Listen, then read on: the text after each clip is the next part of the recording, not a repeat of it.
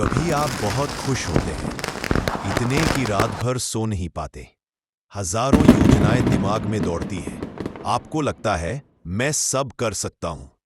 फिर अचानक कुछ दिनों बाद आपको लगता है कि सब बेकार है, जिंदगी का कोई मतलब नहीं। आप अकेले हैं, टूटे हुए हैं। दोस्तों, यही है बाइपोलर डिसऑर्डर, एक ऐसा मानसिक तूफान जो इंसान को दो चरम सीमाओं के बीच झुलाता है, बेहद ऊंचाई और बेहद गहराई। आज हम इसी तूफान को समझेंगे, इसके कारण, लक्षण, इलाज और समाज में इससे जुड़ी भ्रांतियां। बाइपोलर डिसऑर्डर एक मानसिक बीमारी है जिसमें व्यक्ति का मूड यानी भावनात्मक संतुलन लगातार दो विपरीत अवस्थाओं में झूलता रहता है। एक ओर होता है मैनिक फेज, जहां व्यक्ति अत्यधिक उत्साहित, ऊर्जावान और आत्मविश्वासी होता है।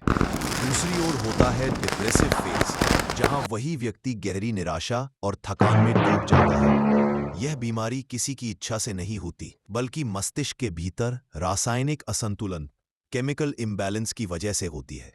मैनिक अवस्था में व्यक्ति महसूस करता है जैसे उसने पूरी दुनिया जीत ली हो। उसे नींद की जरूरत नहीं लगती, बातों की गति तेज हो जाती है, विचार एक के बाद एक आते हैं, जोखिम भरे फैसले लेने लगता है और अपने आप को सबसे बड़ा समझने लगता है। उसे लगता है मैं कुछ भी कर सकता हूं। लेकिन यही अवस्था खतरनाक भी है, क्योंकि वह व्यक्ति वास्तविकता से कटने लगता है। वह अपने पैसे, रिश्ते और करियर को नुकसान पहुंचा सकता है। कई लोग इस फेज में अपनी नौकरी छोड़ देते हैं या अचानक बड़ी निवेश योजनाएं शुरू कर देते हैं, बिना सोचे समझे। मैनिक फेज के बाद आता है इसका दूसरा चेहरा, डिप्रेशन। यहां व्यक्ति खुद को बेकार, कमजोर और अकेला महसूस करता है। उसे लगता है मैं किसी काम का नहीं। नींद गायब हो जाती है या फिर बहुत ज्यादा आती है। भूख नहीं लगती और शरीर भारी लगने लगता है। कुछ लोगों में आत्महत्या तक के विचार आने लगते हैं। यह फेज बाहर से सामान्य डिप्रेशन जैसा दिख सकता है, लेकिन असल में यह बाइपोलर का हिस्सा होता है। बाइपोलर डिसऑर्डर की सबसे बड़ी चुनौती है इसका अनिश्चित स्वभाव। कभी मैनिक फेज हफ्तों तक रहता है, फिर अचानक महीनों की उदासी। कई बार दोनों अवस्थाएं एक साथ भी होती है। व्यक्ति अंदर से उदास है, लेकिन बाहर से अत्यधिक सक्रिय। इसे मिक्स स्टेट कहा जाता है। यह स्थिति बेहद थका देने वाली होती है।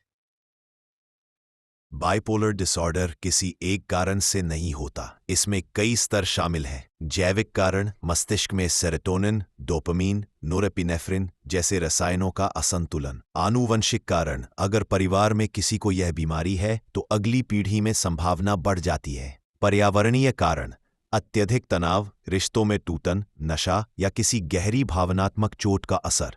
जीवन शैली, नींद की कमी, अनियमित दिनचर्या और सोशल मीडिया से उपजा दबाव। यानी यह सिर्फ मन की कमजोरी नहीं, यह दिमागी असंतुलन और जीवन की परिस्थितियों का संगम है। इस बीमारी की पहचान करना कठिन होता है, क्योंकि लोग इसे मूड स्विंग्स या तनाव समझ लेते हैं। लेकिन अगर ये उतार चढ़ाव बार बार और लंबे समय तक हों और व्यक्ति का काम, रिश्ते या नींद प्रभावित हों, तो तुरंत मनोचिकित्सक, साइकाइट्रिस्ट से सलाह लेनी चाहिए। डॉक्टर व्यक्ति के व्यवहार, इतिहास और मूड पैटर्न का विश्लेषण करते हैं और फिर DSM-5 मानसिक विकारों की आधिकारिक सूची के आधार पर निदान करते हैं। बाइपोलर डिसऑर्डर का इलाज संभव है, पर इसके लिए नियमितता और धैर्य बहुत जरूरी है। दवाइयां, मनोचिकित्सा, जीवन शैली सुधार, नियमित नींद और आहार, शराब और नशे से दूरी, योग और नियमित व्यायाम, परिवार का सहयोग, यह सबसे बड़ा उपचार है। समझ, धैर्य और संवेदना दवा से ज्यादा असर करती है। हमारे समाज में बाइपोलर डिसऑर्डर को लेकर कई भ्रांतियां हैं। मिथक, यह पागलपन है। सच्चाई, यह मस्तिष्क का रासायनिक असंतुलन है। मिथक, इच्छा शक्ति से ठीक हो जाएगा। सच्चाई, इसके लिए दवा और थेरेपी दोनों जरूरी है। मिथक, यह केवल अमीर या पढ़े लिखे लोगों की बीमारी है। सच्चाई, यह किसी भी वर्ग या उम्र में हो सकती है। मिथक, अगर बोलोगे तो लोग हंसेंगे। सच्चाई, अगर बोलोगे तभी इलाज मिलेगा। हमारा समाज मानसिक बीमारी को अब भी कमजोरी मानता है। लोग डॉक्टर के पास नहीं जाते क्योंकि उन्हें डर है कि लोग क्या कहेंगे। लेकिन सच्चाई यह है, मानसिक बीमारी उतनी ही असली है जितनी बुखार या डायबिटीज। फर्क बस इतना है कि यह मन के भीतर होती है।